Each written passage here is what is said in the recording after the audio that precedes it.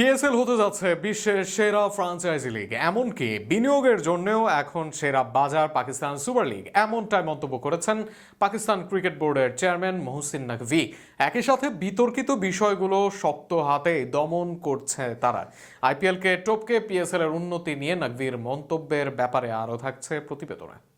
Pakistan super league খুব শিগগিরই বিশ্ব ক্রিকেটের সবচেয়ে জনপ্রিয় ও প্রতিযোগিতামূলক টি-20 লিগে পরিণত হবে বলে দৃঢ় আশাবাদ ব্যক্ত করেছেন পাকিস্তান ক্রিকেট বোর্ডের chairman Mohsin Naqvi. Board of গভর্নর্সের সাম্প্রতিক এক সভায় 2024-25 অর্থবছরের নিরীক্ষিত আর্থিক প্রতিবেদন অনুমোদনের সময় তিনি এই মন্তব্য করেন। নাকভির মতে পিএসএল ইতোমধ্যেই দ্রুত উন্নতির পথে এগোচ্ছে এবং আন্তর্জাতিক অঙ্গনে নিজেদের অবস্থান শক্ত করেছে। তার ভাষায় এই লিগ এখন কেবল ক্রিকেটীয় মানেই নয়, বিনিয়োগের ক্ষেত্রেও অত্যন্ত আকর্ষণীয় হয়ে উঠেছে। সাম্প্রতিক ফ্র্যাঞ্চাইজি নিলামে রেকর্ড সংখ্যক বিনিয়োগকারী অংশগ্রহণকে তিনি এই সম্ভাবনার বড় প্রমাণ হিসেবে উল্লেখ করেন। পিসিবি চেয়ারম্যান বিশ্বাস করেন, ধারাবাহিক উন্নয়ন ও বাণিজ্যিক সাফল্যের ফলে অচিরেই পিএসএল বিশ্বের 1 নম্বর টি-20 লিগে পরিণত হবে।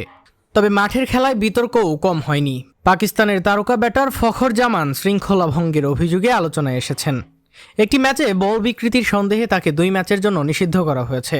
ম্যাচ চলাকালে করাচি কিংস অভিযোগ করে যে ফখর বল নিয়ে অস্বাভাবিক আচরণ করেছে, যা পরে আম্পায়ারদের নজরে আসে। পরবর্তীতে বল পরীক্ষা করে সেটিকে বাহ্যিক পরিবর্তনের আভাস পাওয়ার আম্পায়াররা বল পরিবর্তন করেন এবং প্রতিপক্ষ লাহোর কালান্দার্সের পক্ষে 5 রান পেনাল্টি যোগ করা হয়।